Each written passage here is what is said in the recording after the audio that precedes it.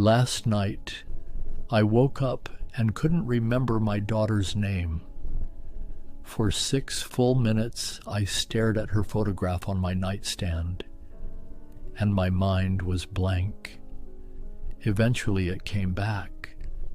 Margaret. But for 6 minutes, I had lost her. That's what nobody tells you about getting old. You don't just die. You disappear, piece by piece, while you're still breathing. I'm 102 years old. My name is Harold Whitmore. I was born when Calvin Coolidge was president. I've outlived my wife, my younger brother, and 2 of my own children. And if you think you know what's coming, you don't. I turned 62 in 1985. My son was getting married. I thought I had 25 good years left.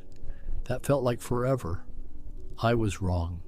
The first 10 years vanished. I retired in 1988. Then suddenly it was 1995 and I was 72 and couldn't account for those 7 years. What had I done? I have no idea. The next 15 years collapsed into what feels like 6 months. My wife, Dorothy, got sick. Then she was gone. That was 2003, but it feels like yesterday. Time after 60 doesn't slow down, it accelerates. You're just living, going to the store, watching television, calling your kids. Then you look up and 15 years have passed, and you remember almost none of it. I'm 102. I've been old for 40 years, but I can only recall maybe 20 specific days from all those decades. Everything else is fog. Your 60s aren't the beginning of anything. They're the final pages, and those pages turn faster than any before them. Whatever you're planning to do eventually, do it now, because eventually never comes. I worked at Metropolitan States Insurance for 36 years. By 60, that job was my entire identity. I was Harold from Metropolitan. That's all I was. Then I retired in 1988. The company gave me a plaque and forgot about me completely. Within 3 months, nobody called. Nobody needed my advice. The projects I'd built for years belonged to someone else now, and I had nothing. Dorothy volunteered at church. My kids had their own lives. I had no hobbies, no interests outside work, no idea who I was without a desk. I spent 2 years in a fog. Wake up, watch television, do some yard work, watch more television, sleep. The days bled together. Dorothy finally said, "Harold, you're disappearing." She was right. I'd poured 36 years into a job that didn't care if I lived or died, and nothing into becoming a person who could exist without it. It took until I was 70 to find meaning again, helping kids at a youth center. If your job is the only thing that gives you purpose, you're building a trap. The day you retire, you'll wake up not knowing who you are. Build a life outside work now, not later. Now. Dorothy got sick in 2001, dementia. By 2003, she didn't recognize me anymore. She died that May. We never talked about what she wanted. Not once, because talking about death felt like giving up. When doctors asked if she wanted aggressive treatment or comfort care, I didn't know. When they asked about resuscitation, I guessed. We'd been married 54 years, and I couldn't tell you what she wanted when she died. After the funeral, I found a box in her closet, letters to the kids, instructions for her service, a list of who should get what. She'd prepared everything and never told me. I think she tried. I think I changed the subject every time, because I didn't want to think about losing her. So, when I lost her anyway, I had nothing but guesses and regrets. If you love someone, talk about death.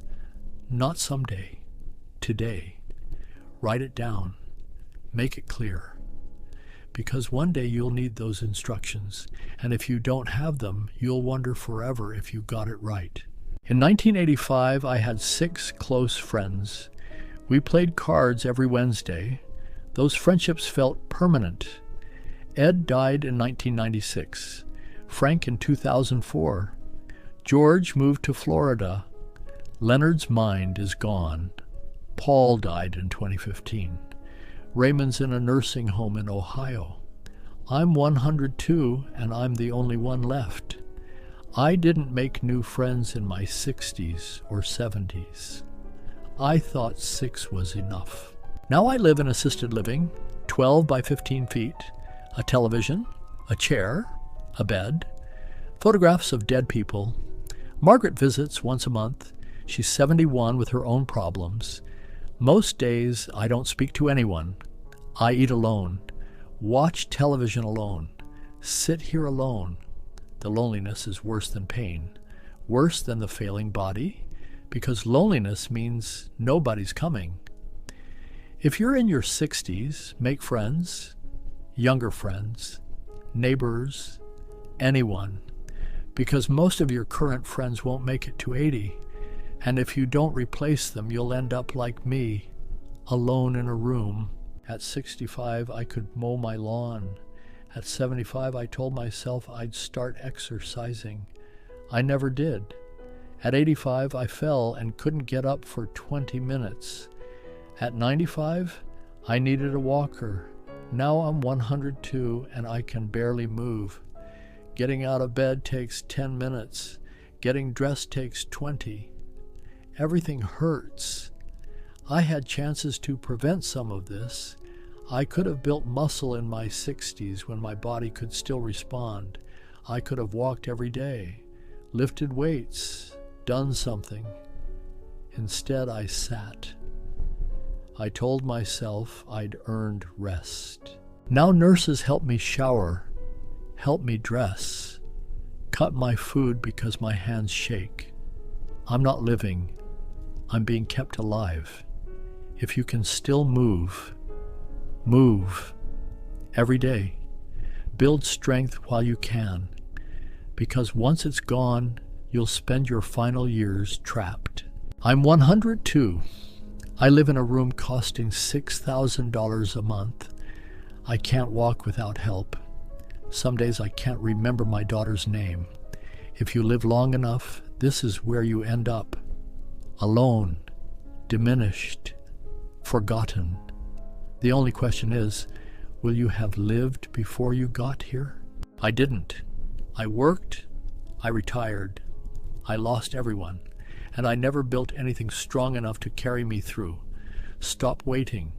Stop saying eventually. Make friends. Move your body. Have the hard conversations. You still have time. Not much, but enough if you use it.